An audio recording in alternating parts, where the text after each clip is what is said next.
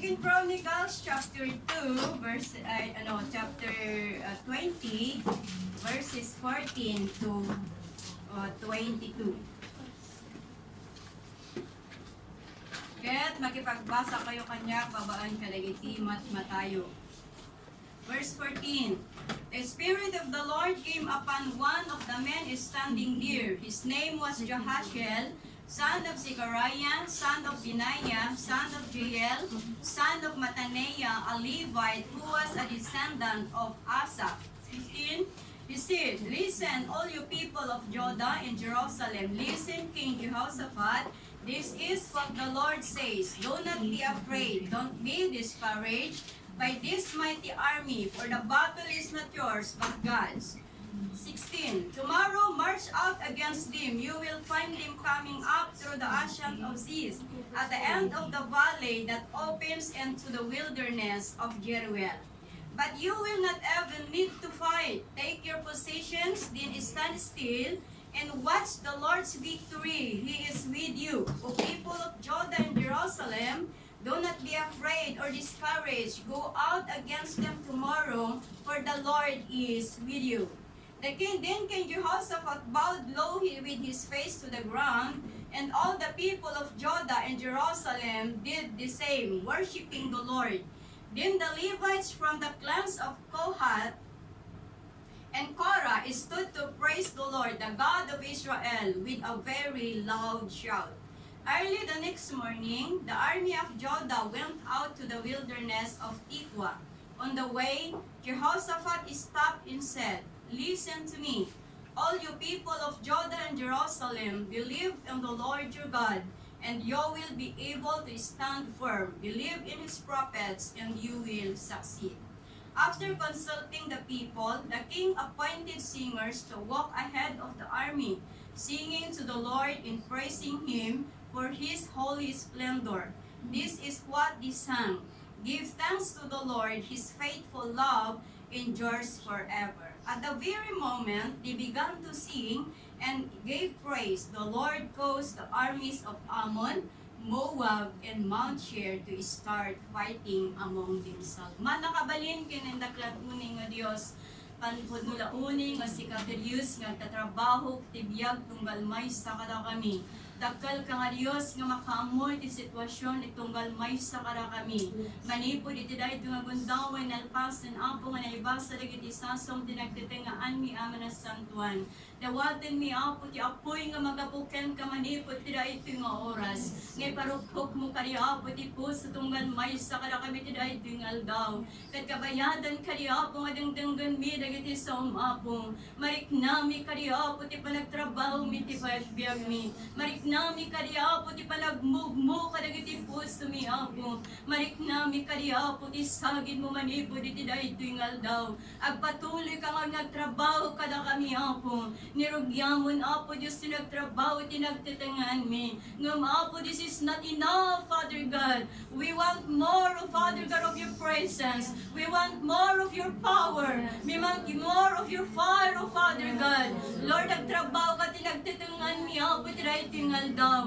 Apo si ka ti maidayaw maitanno kiti dahil nga gundaway. Katkas nagtakdaran ti anak mo apo ti likudan dahil nga pulpitom. Dawatek ka di apo Diyos nga amin ka di nga rumari tingiwat ko kat babaan ti pagayadam. Idalam nakpapang ti Espiritu Santo.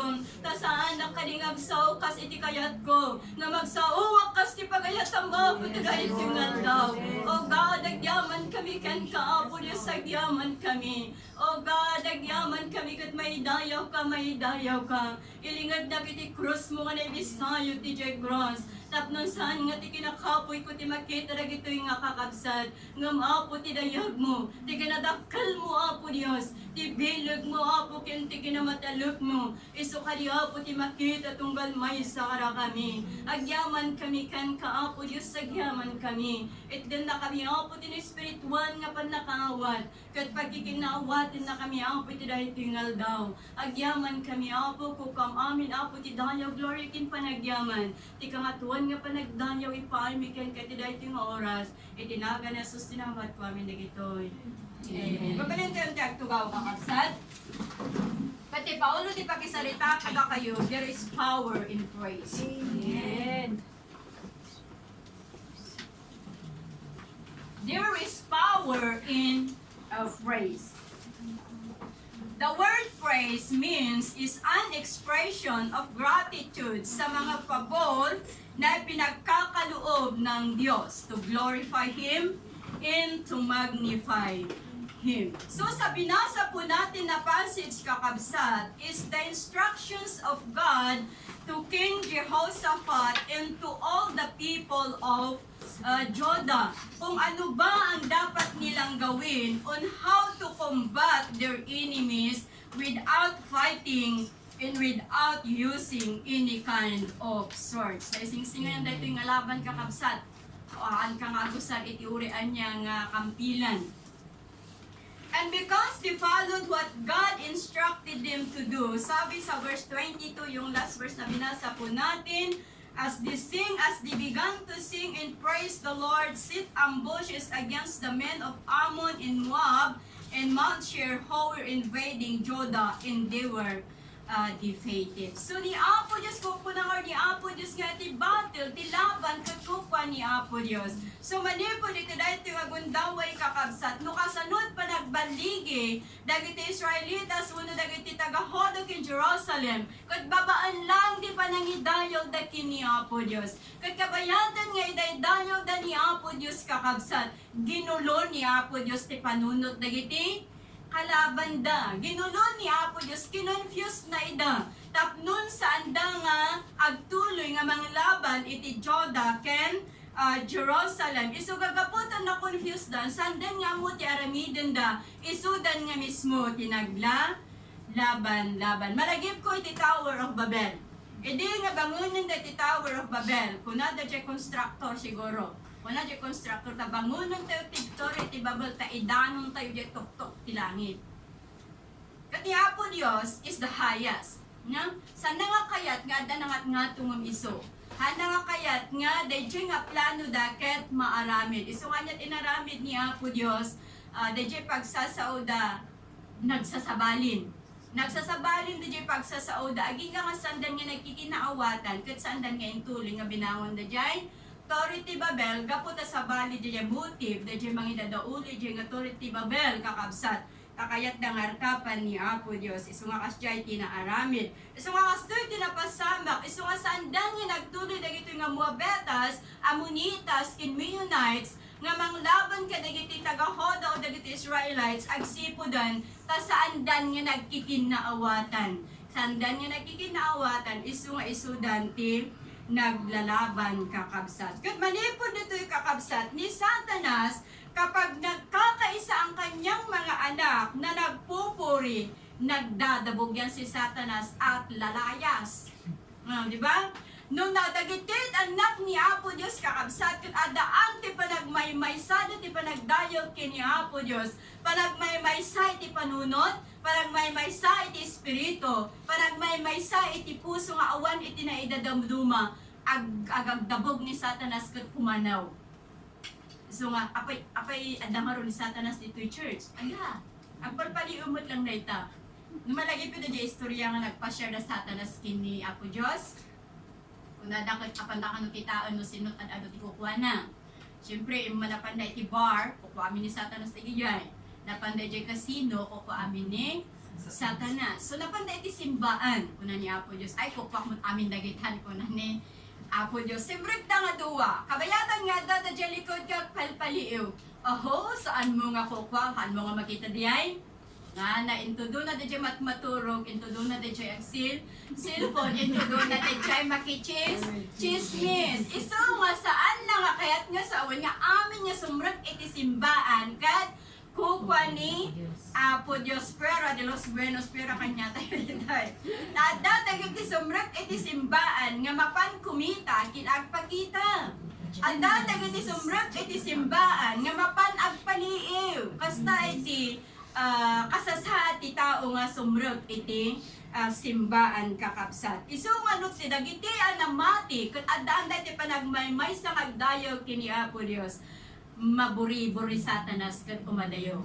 Mabaribo ni Satanas ket pumanaw. So, paano po natin maranasan ang kapangyarihan ng papuri? Una, we should focus on God's character.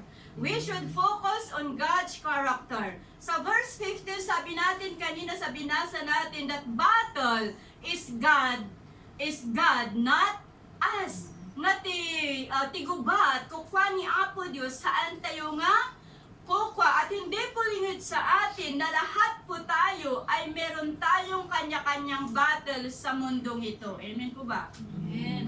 Meron tayong kanya-kanyang battle sa mundong ito, maka-spiritual o physical o financial o emotional kakabsat. Kat oray pa'y dagiti sakit nga adda kada tayo, battles tayo dagiti kakabsat. Dagiti problema nga adda kada tayo, battles tayo amin dagita. Problema iti familia, problema iti individual. Battles tayo amin dagita kakabsat. Dagita ti battles nga mabalin, nga masapol nga isuko tayo kini Apo Dios. Nga isuko tayo kini Apo Dios, tapnon iti kalsa kat ni Apo Dios ti mang baklay iso iti mang overtake iti dahil nga battles tayo kakabsat. At dati nabuyak iti Facebook short film dahil iti kakabsat. Nga dati duwa nga dati may sagasawa nga dati lalaki nadaan iti cancer o stage 4. Wala siyang pag-asa. And give upon ti doktor kakabsat. And give upon ti doktor. Ngam dagiti kat namati dakin ni Apo Dios. Ngam dagiti asawa na nga babae, saan pulos, awan pulos dagiti riknana nga mangi-give up. Iti kasasaad dagiti nga asawa na. Agsipod ta mariknana nga adda ti dakkel nga banag nga aramidan ni Apo Dios. Kat pinanindigan na dagiti pamati na, pinanindigan na dagiti panagtaluk na kini Apo Dios. Nagkararag kini Apo Dios. Kat amuyot na pasamak nagmilagro kakabsat. Kat oray pa'y dagiti doktor nas dao danu apay nga dayjay dandanin nga matay kat oras na kuman ngam saan nga natay ngam pinmig sa simmalun at kakabsat. Agsipot ta na daytoy nga babae ka dayjay doktor no anya tinapasamak. Iti Dios mi kat nabilag, ti Dios mi kat man nakabalin, ti Dios mi kat si bibiyag, na awan tinarigat kinkwana, nga kabaulan na amin nga ramidan, dagiti imposible iti biyang ti tao kakabsat. Iso ano saan na tayo nga give up ni Apo Dios, saan tayo nga give up? Amen. Anyaman dagiti kasasada ti dahito nga biyag. Ano man ang sitwasyon mayroon tayo. Ano man ang sakit na mayroon tayo. Kung hindi ka binitawan ng Diyos, kung hindi ka give up ng Diyos, apay nga give up ka. Apay nga give up ka, nuhaan na kang give up ni Apo Diyos. Managip ko na dyan player iti nung amo yan ni Eliza Valdez yung player iti volleyball. Lagi di bata kagwibra iti volleyball. I'm avid fan of volleyball na. Daytoy iso na iti ng pasikat iti volleyball iti Pilipinas. At dati may sa nga interview nakakabsat nga, syempre iti may sa nga players, iti may sa nga atleta, there is debate, at dati pan nakaabak, at dati pan na ngabak. At hindi nga in-interview da daytoy ko na anya nga dagiti marikrignap, awan ba iti riknam nga mangi-give up no umay kanyayo iti pan nakaabak, nung amoy iti ko na daytoy. Kung hindi ako sinukuan ng Panginoon, bakit ako susuko? Nagbayat nga din yan kakabsat. Kung hindi tayo sinukuan ng Panginoon, bakit tayo susuko? Agsipod ka ni Apo Diyos laang itinamnama tayo kakabsat. God is only our hope. He is only our hope to take our battles and carry our storms in life. So trust God and believe Him that He is moving at all times.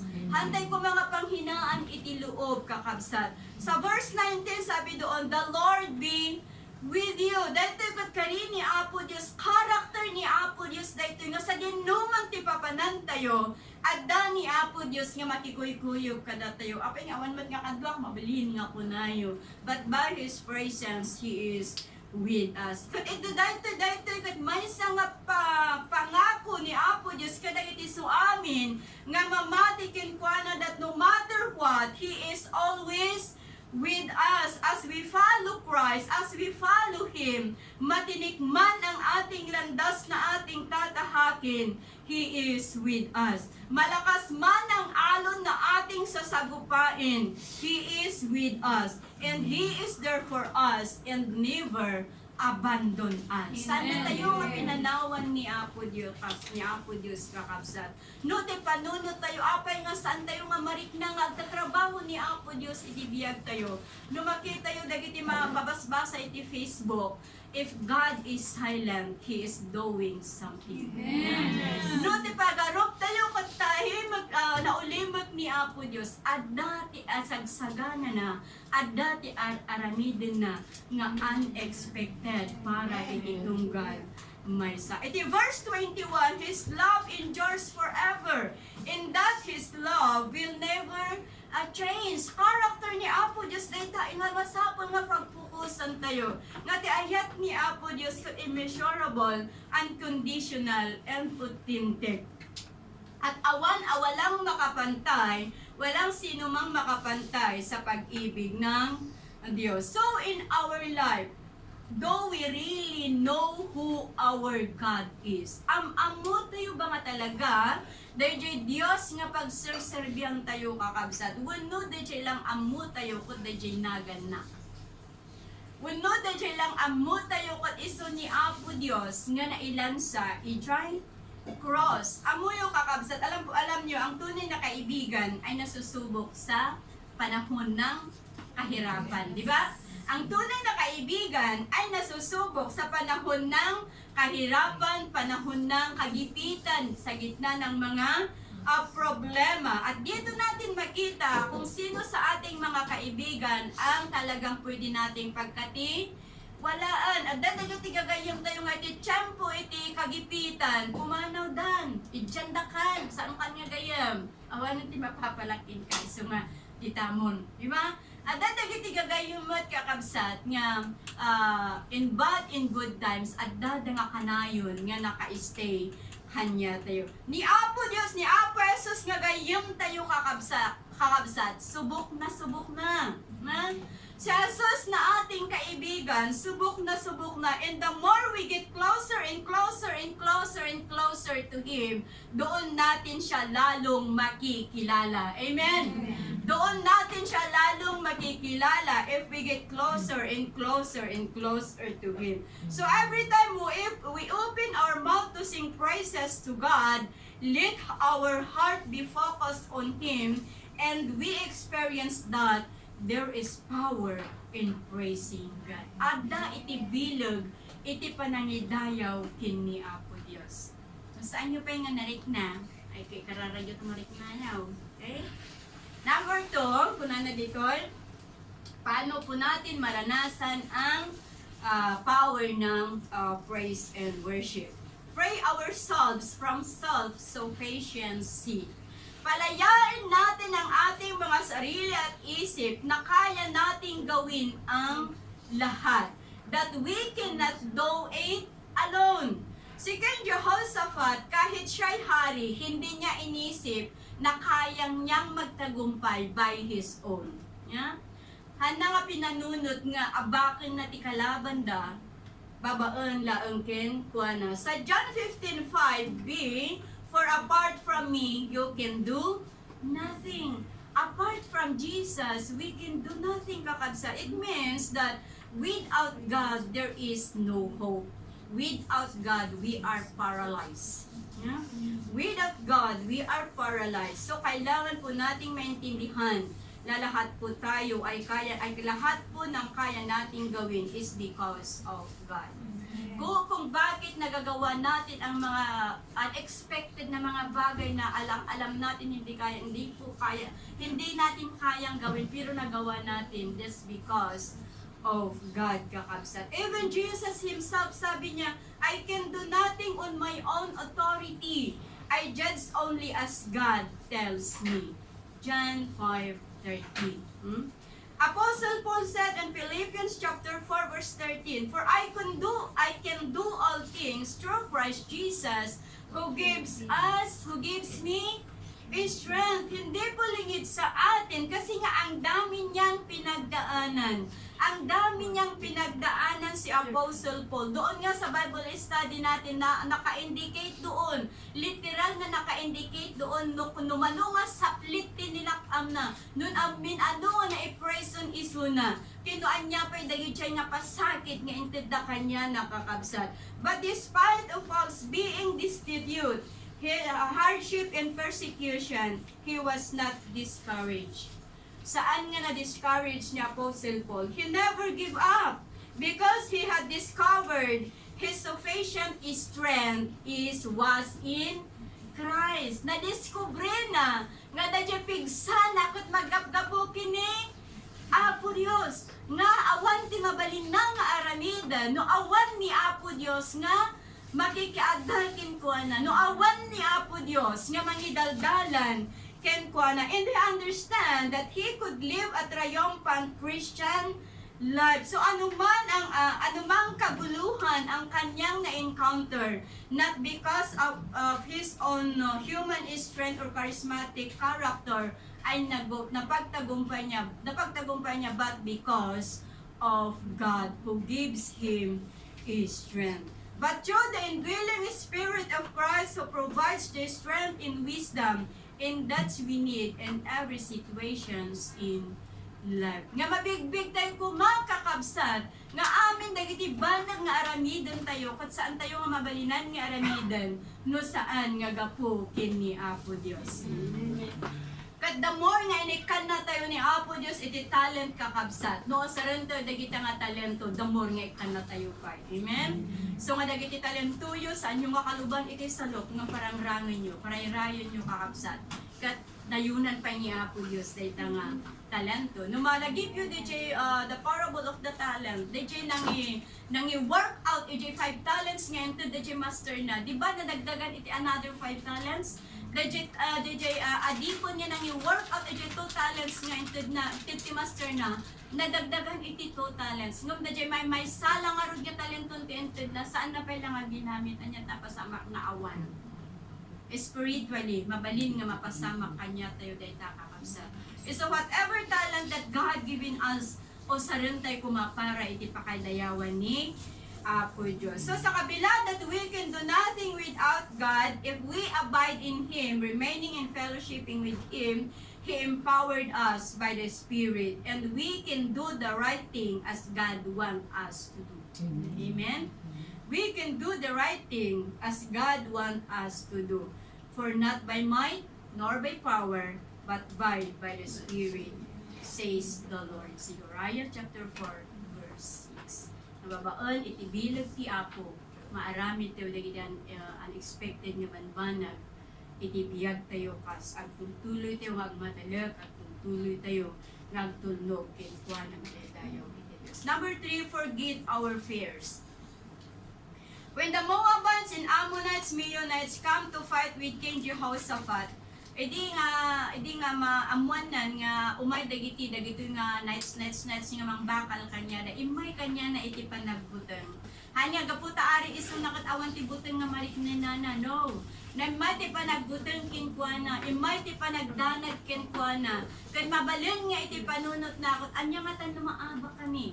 Anya nga tan lumapatay kami. Mabalin nga dagiti nga banbanag ket iso ti agay ay ayam iti panunot ni Aring Jehoshaphat, ngam tinapintas dito'y kakabsat. Tinapintas dito'y kunana, hindi niya hinayaan na ikontrol siya ng kanyang takot.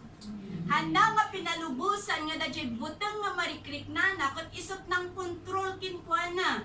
Bagkos, he forgot his fear at siya'y dumulog sa Panginoon. Nilipatan na dadya marikrik na nga butang kat dimulog kini Apo Dios, napantimangat kini Apo Dios, ket nagkidaw isuna, iti tulong nagkidaw isuna, no anya iti aramiden na si pinabinayan nanda jay butang nga marikrik na ngam nagpakumbaba nga di matag kini Apo Dios kakabsat. So kasta kumat aramiden tayo kas may sa nga namati kakabsat. No may iti panagbutang, butang kadagiti nagduduma nga mabalin nga pasamak, mapasamak. Danag iti masakbal kahayan kakabsat, mapan tayo kini Apo Dios. Kat idatag tayo dagitoy nga pagbutbut nga tayo, dagitoy nga pagdandanagan tayo kakabsat. So do not be afraid or discouraged. Kat idi nga nagkidang ni Ari Jehoshaphat iti tulong kini Apo Dios ti sungbat ni Apo Dios kunana. Do not be afraid or discouraged because of the vast army, for the battle is not yours but God. Yeah? San kayo nga agbuten takupak iti panakilaban. So in times of fear, have faith in God. Amen? Iti tiyempo iti panagbutang, iti tiyempo iti panagdandanag, have faith in God. Mark 11:22. So anuman ang sitwasyon ang ating kinakaharap, maka-spiritual, maka-physical, or ano pa man, huwag tayong panghinaan ng loob. But sabi ko ulit, let's go closer to God, believe Him, trust Him, for our God is able. Amen? Our God is able. He is able to do miraculous things in every aspect of our life. He is able to do great and wonderful things upon our lives, kakabsat. The last but not the least, forgive ourselves from past mistakes. Tapnon no marikna tayo iti bilag ti panagdayaw kini Apo Dios. Lipatan tayo dagiti nyaman nga naarami tayo nga saan nga nasaya at iti napalabas nga tiyempo. Kinapudno na kakabsat, no daduma, dayto iti dakkel nga hindrances kanya tayo, no apay nga saan tayo nga dumakkel. May sa dayto nga manglaplapod kanya tayo, no apay nga saan tayo nga marikna da jay sagid ni Apo Dios. No apay nga saan tayo nga marikna iti panagdakkel kakabsat. Agsipod ta agbibiyag tayo, iti napalabas nga kamali nga naaramid tayo kakabsat. Saan tayo nga maibati-bati ngamin? Iso nga saan tayo nga marikna iti panagtrabaho di Apo Dios, iti biyag tayo kakabsat. Tanudad duma, pakiramdam natin because of our past mistakes, because of our past wrong pas nga saan tayo sin nga naarami tayo kakabsat. Isa dahil tayo pakiramdam tayo nga we are not deserved. Dito pakiramdam tayo kat saan tayo nga deserve kini Apo Dios. No apa iso dahil ito yung tipang blackmail ni Satanas kanya tayo. Iso dahil ito yung tiusaran ni Satanas nga mang blackmail kanya tayo. Saan ka nga maikariga agbaling nga anak ni Apo Dios kaputa adot basol mo kuna ni Satanas. Saan ka nga maikariga nga anak ni Apo Dios kaputa kasukin kasjay.